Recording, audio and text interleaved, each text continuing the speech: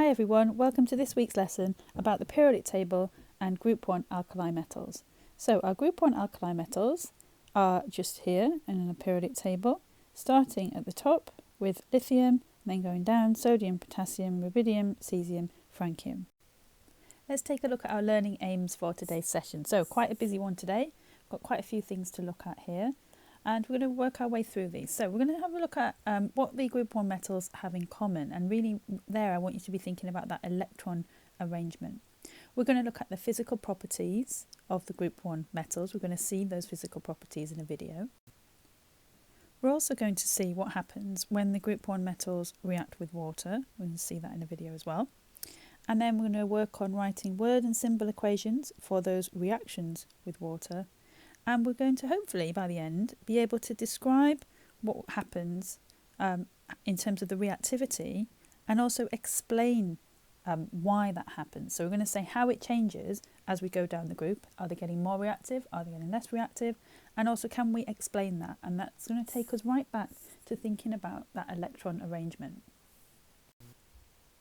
As a bit of a recap from the last few lessons, I want you to think about the electron arrangement of the group 1 alkali metals. So if we look here at our little clip from the periodic table, we can see we've got this value here, we've got our 3, our 11, 19. Those are the numbers that we're going to use. Those are the atomic numbers or proton numbers. Remember, the protons are positive, and in an atom we've got the same number of positive protons as negative electrons. That's why our atom is neutral with no charge. So if we're going to draw our electron structure, say for lithium, I would have 2 electrons in the first shell and 1 in the second shell. For sodium, I'm going to have 2, then 8, and then 8, and 1 here. And then for potassium, 2 in the first shell, 8 in the second shell, 8 in the third shell, and then finally for that electron number 19, that's in the outer shell. And hopefully we remember that for all of the elements in group 1, we have 1 electron in the outer shell. So 1 electron in outer shell. There we go. So let's take a look then at what happens when these electrons are lost when we form ions. Remember, that's something that we looked at last lesson. So here we go. I want you to draw the ions that are going to be produced. So pause the video and have a go, see if you can recall how do you draw and write the electron configuration for these ions. Here we have those results then, what you should have drawn. So we've got for lithium, it now has a full shell. Remember that first shell is full with only 2 electrons in. So this is nice and stable now with those 2 electrons. And it's actually got a positive charge. Remember, we've lost 1 negative electron. So we now have 1 positive charge. And we can just write that as this as well. Then we've got our sodium, so again it's lost that negative electron from the outside, so it's now got a positive charge, and it's still got its 2 here and 8 here, so it's got a full outer shell here now of 8 electrons. In the same way, potassium now has got that full outer shell where it had that single electron here. It's lost that in order to become more stable and have this full outer shell. So that's what's going to happen when these group 1 alkali metals react. They're all going to become positive ions. So thinking about those reactions then, when a metal reacts with a non-metal, ions will be formed. The metals form positive ions. That's something that we learnt last lesson. And here is a brand new fact for today's lesson, that the more reactive elements will form positive ions more quickly or more easily, we could say there. So more quickly or more easily. And we are going to have a look at the reactions of these metals with water in order to see which of them are the most reactive as we look at the group. next we're going to take a look at this video from the Open University, and we're going to watch and see what happens when some of the alkali metals are put into water, one by one, starting at the top of the group. And we're going to see how the reactivity changes as we go from lithium at the top of the group down to cesium, which is towards the bottom of the group. But first of all, I want us to consider a little bit about the properties of these metals. So we can see here, as we start with lithium, it's quite soft, so we expect metals to be quite hard, but actually the alkali metals are fairly soft. We can cut that there with a scalpel, and you see it's very shiny underneath where it hasn't been in contact with the oxygen. Where it's in contact with oxygen from air, we see now the colour changing. That's lithium there, that silvery lithium is becoming lithium oxide. That's giving us that darker grey colour as it reacts with oxygen from the atmosphere. So if we do a little scratch there to scratch away the lithium oxide, we'll see that change. That's why it has to be stored like this, stored under oil. And we can see if we take a larger block here of sodium, same idea, see that lovely shine that we have there as we cut through it. So these alkali metals are stored under oil to stop them reacting. This is potassium, that looks a bit crusty, that's its potassium oxide kind of layer there. And you can see again, it starts to react very quickly, and eventually we get that darker grey potassium oxide layer. So let's now take a look and see what happens as we add these one by one to water. So first of all, we've got the lithium. We see it floats on the water. It's less dense than water. So it floats, it's moving around, and bubbles of gas are being given off. We'll talk more about what those bubbles are later.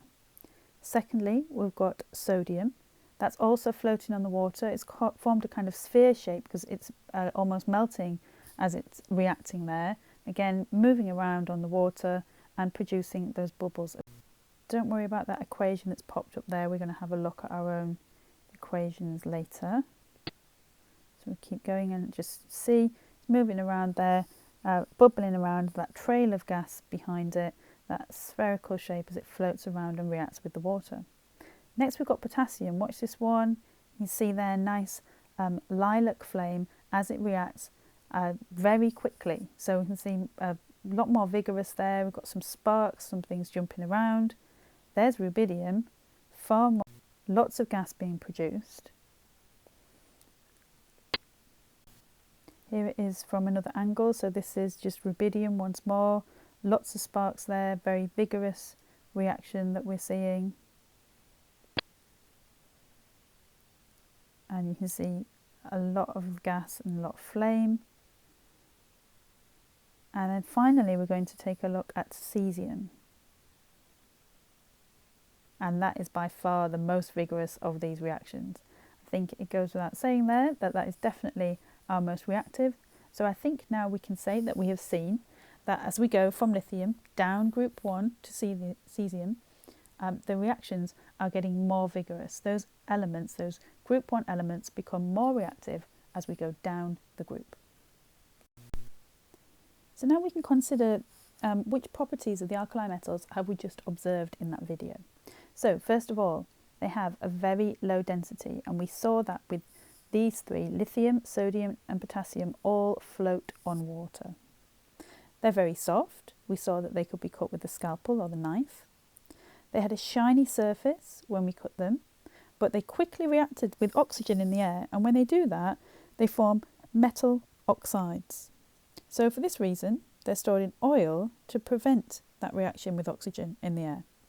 And something that we didn't really observe, but is something that you do need to know, is that the melting and boiling points of the group 1 metals get lower as we go down the group. Now, our next thing to consider is the reactivity of these metals. So, having watched the video, we have seen that the alkali metals react faster with water as we go down the group. So we could see that there, going down the group like this, the reactions were getting more vigorous. So what we need to now look at is why. Why is that? Why does going down the group make that reaction happen more easily? Well, let's think back to what we said was actually happening when a group 1 metal reacts. So when it reacts, we are going from this situation here, our original atom, to form the ion. And that's happening in all of these cases. So why does that reaction get faster as we go down the group? Well, we need to think about what this dot represents here in the centre. This dot represents the nucleus, which has the positive protons in there and the neutral neutrons. And the positive protons in the nucleus are attracted to the electrons, which are in those circles, in those shells around the outside. And it's that outer shell electron that we have here that is being lost each time. So that outer shell electron is not attracted to the nucleus as much if the distance from the electron to the nucleus is greater. So if we start here with lithium, there's not much distance here. We've only got one shell between the positive protons in the nucleus and the negative electrons in the outer shell. But if we go down here to sodium, we can see that from our positive protons in the nucleus to that electron which is being lost, it's a bit further. So the distance is a bit further away. We've got two shells in the way, so it's not attracted as much to those positive protons in the nucleus. So it's easier for it to lose the outer shell electron, easier for it to form the ion, so it's going to be more reactive than lithium was. Going further down to potassium, we can see now an even greater distance between the nucleus and those outer shell, or that outer shell electron that's being lost. So once again, it's going to be easier for this to happen, for this process to form the ion to happen. It's easier for that to happen for potassium than it was for sodium and than it was for lithium.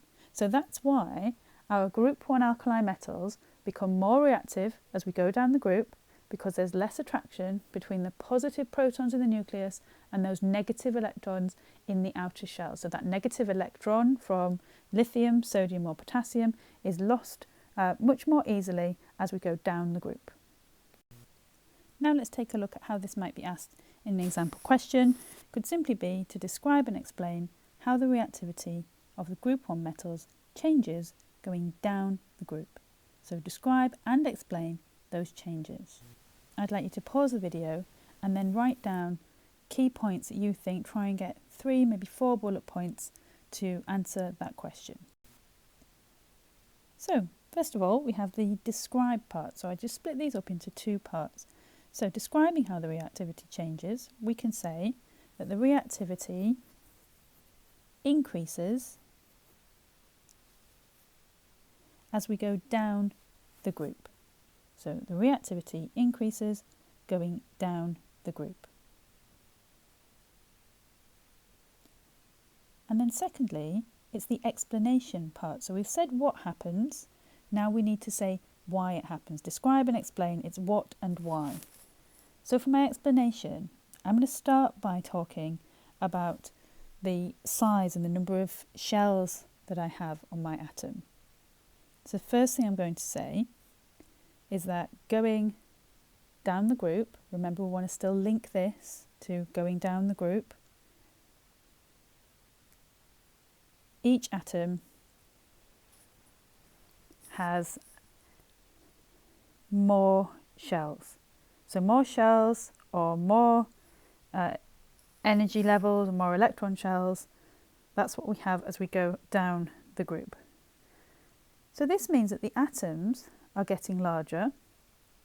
So that is the second thing that I would want to say. So you might have said one of these, you might have said both of them. Remember I just said let's try and get maybe 3 of these points. The outer shell electron is therefore further from the nucleus. Remember, it's the positive nucleus that's attracting that electron. So the outer shell electron is further from the nucleus. And then finally, the outer shell electron is lost more easily. So that's why my reactivity increases as I go down the group, because the outer shell electron is more easily lost because it is less attracted to the nucleus.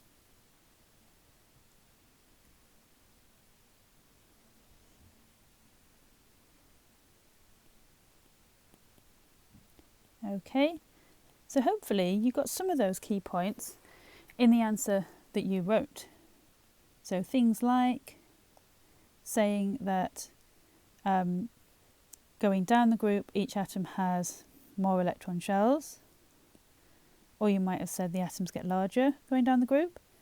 Outer shell electron, further from nucleus, so therefore more easily lost because less attracted to the nucleus. And that is why the reactivity increases going down the group.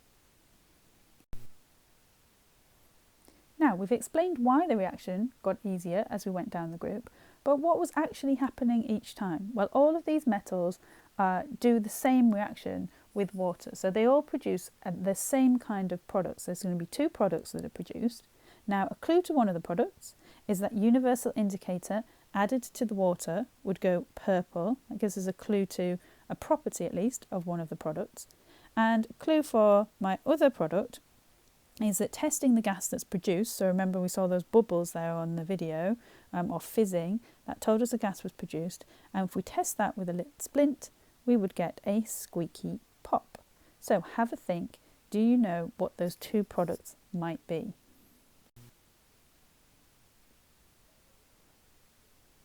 Okay, so for the universal indicator going purple, that is because we have the presence of a hydroxide in there. It's a metal hydroxide, and the identity of the metal just depends on which metal we started with. So lithium makes lithium hydroxide, sodium makes sodium hydroxide, potassium makes potassium hydroxide, and so on. And then testing the gas with a lit splint gives a squeaky pop. Hopefully you remember this one, we've seen it quite a few times now.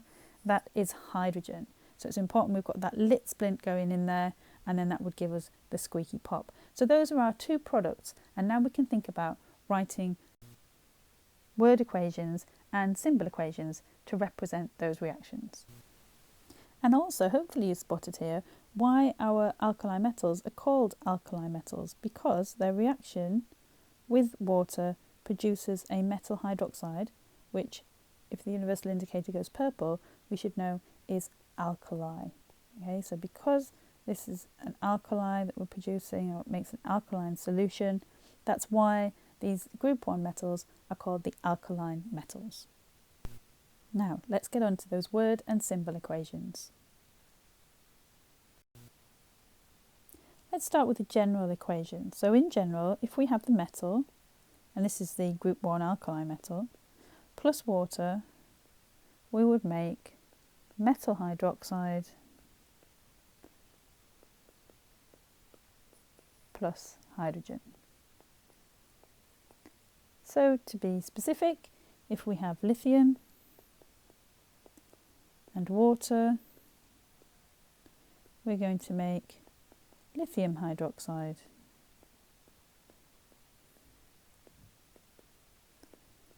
plus hydrogen. So we'll always make hydrogen. The gas is always the same, it's always hydrogen, and it's just the identity of the alkaline solution that we make each time. So it's a lithium hydroxide solution that we would have if we started with lithium. And I want you to have a go at doing that same thing, but for sodium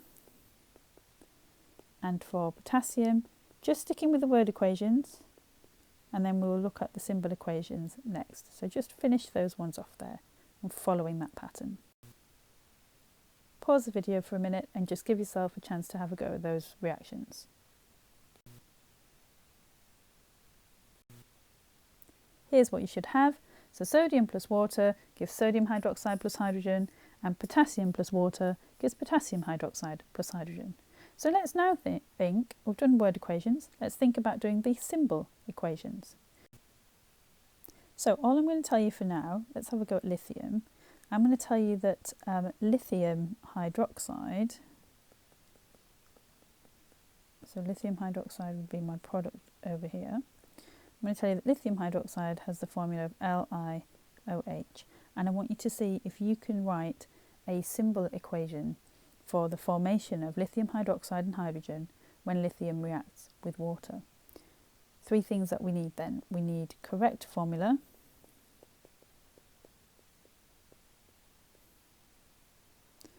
we need state symbols, so solid, liquid, gas or aqueous, and we need a balanced equation. So pause the video, have a go and see if you can come up with the balanced symbol equation for lithium hydroxide being formed from lithium and water. So what do we have? We have lithium, which is a solid, plus water, H2O, which is a liquid. Then we have an arrow, not an equal sign, we've got a change here, so the arrow is representing that chemical change. We make lithium hydroxide, LiOH, that is dissolved in the water, so it's AQ, aqueous.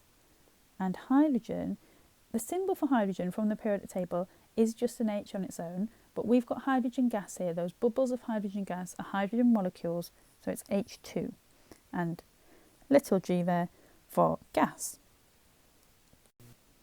Don't forget we have to balance this equation. So to balance it, we'll need to put numbers in front of some of our things that we have here. So we have an uneven number of hydrogen atoms. That's the first thing we can spot, because we've got 2 on this side, and yet we have 3 on this side.